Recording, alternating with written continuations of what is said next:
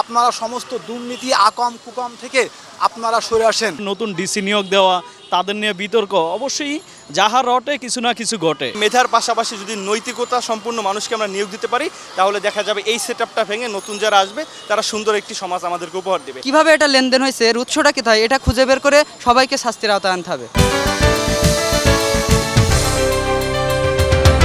দর্শক, বাংলা ভিশনের নিয়মিত আয়োজন জনমতে স্বাগত জানাচ্ছি। আমি নিয়াজ মাকদুম। আজকের জনমতের বিষয় হচ্ছে জনপ্রশাসন মন্ত্রণালয়ের সচিব মোখলেসুর রহমানের বিরুদ্ধে একটি দুর্নীতির অভিযোগ উঠেছে।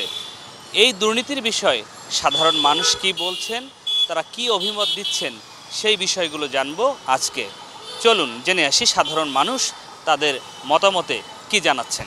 যারা এই দুর্নীতির সাথে জড়িত অবশ্যই তাদেরকে দ্রুত শাস্তির আওতায় আনতে হবে। এর কারণ হচ্ছে, যদি শাস্তির আওতায় না নিয়ে আসে তাহলে এটা বাড়তেই থাকবে। কারণ তারা যদি এত কুকর্ম করে তারা যদি সুন্দরভাবে ঘুরে বেড়ায়, তাহলে কি অন্য লোকের একটা আসবে মনের ভিতরে যে এই দেশে কোনো বিচার নাই। তাই আমি মনে করি যারা বিশেষ করে দায়িত্ব আছে তারা যেন অবশ্যই যারা এই দুর্নীতির সাথে জড়িত তাদেরকে চিহ্নিত করে কিভাবে শাস্তির আওতায় এনে তাদেরকে শাস্তি দেওয়া যায় যেন সেই ব্যবস্থা করে। আপনারা এমন কিছু বাংলাদেশের সৃষ্টি করেন না যাতে বাংলাদেশের সাধারণ জনগণ এই ভোগান্তিতে পড়ে। তাই আমি তাদেরকে সতর্ক করতে চাই, এ পর্যন্ত যা কিছু হয়েছে আপনারা বন্ধ করেন, আর যারা করেছে তাদেরকে শাস্তি আওতায় এনে কিভাবে তাদেরকে শাস্তি দেয় সেই ব্যবস্থা করেন। আপনারা সমস্ত দুর্নীতি আকাম কুকাম থেকে আপনারা সরে আসেন। দেখেন, কিছুদিন আগে যে স্বৈরাচার সরকার ছিল, বাংলাদেশ পুলিশ ভাইদেরকে এমনভাবে ব্যবহার করেছে, আজকে দুর্ভাগ্যর বিষয় পুলিশ ভাইরা জনগণকে দেখলে ভয় পায়। নতুন ডিসি নিয়োগ দেওয়া, তাদের নিয়ে বিতর্ক, অবশ্যই যাহা রটে কিছু না কিছু ঘটে। এখন শর্টসের মধ্যে ভূত থাকলে হবে না। এই দ্বিতীয় স্বাধীনতার পরেও যদি এই ধরনের ঘটনা ঘটে তাহলে এটা আমাদের জন্য দুর্ভাগ্যজনক, এই জাতির জন্য দুর্ভাগ্যজনক। আমরা আর এই দুর্নীতিবাজদের দেখতে চাই না। আওয়ামী শাসমলে এই সবচেয়ে বেশি কবজা নিয়েছে এই জনপ্রশাসন, পুলিশ প্রশাসন, এগুলাতে। তো এই সংস্কারে যারা নেতৃত্ব দিবেন তাদের বিরুদ্ধে যদি এই ধরনের অভিযোগ উঠে তাহলে তো এটা প্রত্যাশা করা যায় না। আর এরা কীভাবে এই ধরনের অভিযোগ ওঠার পরও যে এরা যে সংস্কার নেতৃত্ব দিবেন ওই সংস্কার প্রক্রিয়া নিয়ে প্রশ্নবিদ্ধ থাকবে। সেক্ষেত্রে সংস্কার প্রক্রিয়া শুরুর আগে আমি ব্যক্তিগত মত হচ্ছে এর বিরুদ্ধে তদন্তপূর্বক ব্যবস্থা নেওয়ার। এই ধরনের অভিযোগ সত্যি প্রমাণিত হয় তাহলে সর্বোচ্চ শাস্তি নিশ্চিত করার জন্য এই ধরনের মানুষকে আমরা জনপ্রশাসন মন্ত্রণালয়ের মতো একটা গুরুত্বপূর্ণ জায়গায় এদের আমরা দেখতে চাই না। উনি এটার হয়তোবা ওনার জায়গায় সৎ থাকতে পারতেছেন না, অবশ্যই ওনার পদত্যাগ করা উচিত। স্বৈরাচারের পতন ঘটায় আমরা নতুন সরকার ক্ষমতায় আনছি, কিন্তু আলটিমেটলি যে আওয়ামী লীগের সেই ফ্যাসিবাদের দুঃশাসনের যেই সেটআপটা দেয়া আছে, বড় বড় পর্যায়ের সচিব বলেন, উপসচিব বলেন, যুগ্ম সচিব বলেন, এখনও কিন্তু তারাই রয়ে গেছে। যার জন্য হচ্ছে কি এখন চাইলেই মনে করেন তাদেরকে হুট করে সরানো সম্ভব না। এখন আমার কাছে মনে হয় যে যারা আমাদের সরকারের উচ্চপদস্থ কর্মকর্তা তাদের অধিকাংশ দুর্নীতিবাজ। এখন এই যে দুই একটা সামনে আসার পরে আমরা হয়তো এটা নিয়ে উদ্গ্রীব হই, কিন্তু আলটিমেটলি কথা হচ্ছে তারা ম্যাক্সিমাম হচ্ছে দুর্নীতিবাজ। এবং এই যে তারা এত বড় লুটপাট করতেছে দেশের টাকা, এবং তারা দেখেন কানাডাতে বেগমপাড়া করছে বা তাদের দুবাইতে তাদের আলাদা আছে আমাদের দেশের দুর্নীতিবাজ কর্মকর্তাদের।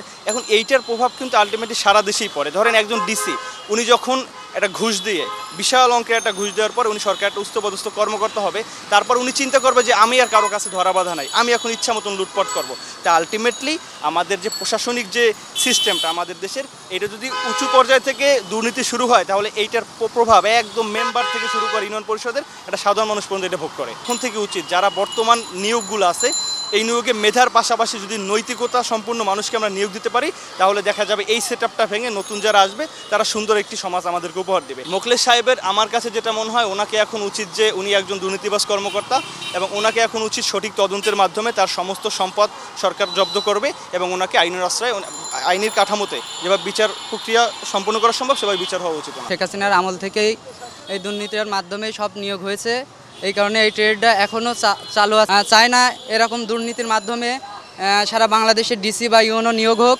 কারণ এরকম দুর্নীতির মাধ্যমে যদি ডিসি এবং ইউনো নিয়োগ হয় তাহলে দুর্নীতির পরিমাণ আরও বেড়ে যাবে। মোখলেস যদি এই দুর্নীতির সাথে যুক্ত থাকে তাহলে অবশ্যই তাকে আইনের আওতায় আনতে হবে। এবং আসলে টাকা কতটা কির মাধ্যমে লেনদেন হয়েছে, আসলে ভারতের মাধ্যমে লেনদেন বা কিভাবে এটা লেনদেন হয়েছে, এর উৎসটা কোথায়, এটা খুঁজে বের করে সবাইকে শাস্তির আওতায় আনতে হবে। দেখুন, দুর্নীতি শব্দটি আমাদের জাতির জন্য একটি দুশ্মন স্বরূপ একটি শব্দ। পাশাপাশি যারা দুর্নীতি করে তারাও কিন্তু এই দেশের দুশ্মন, রাষ্ট্রের দুশ্মন। এখন দুর্নীতিকারী ব্যক্তি সে যে শ্রেণীরই হোক, সে কিন্তু দুর্নীতিবাজ। আন্দোলনের পর আমরা একটি বিজয় অর্জন করেছি, সেই বিজয়ের পর এখনও যদি রাষ্ট্রে সেই দুর্নীতি চলমান থাকে, তাহলে কিন্তু আমাদের রাষ্ট্রে যে আমরা সংস্কার আশা করেছিলাম বা যেই রাষ্ট্র সংস্কারের জন্য আমরা ত্যাগ স্বীকার করেছিলাম, সেটি কিন্তু আদৌ সম্ভব হবে না। একজন সৎ ব্যক্তিকে তাকে যদি চুক্তিভিত্তিক নিয়োগের পর সে যদি দুর্নীতিতে জড়িয়ে পড়ে, তাহলে এখানে তাকে কারা নিয়োগ দিল তারাই কিন্তু প্রশ্নবিদ্ধ হয়ে ওঠে।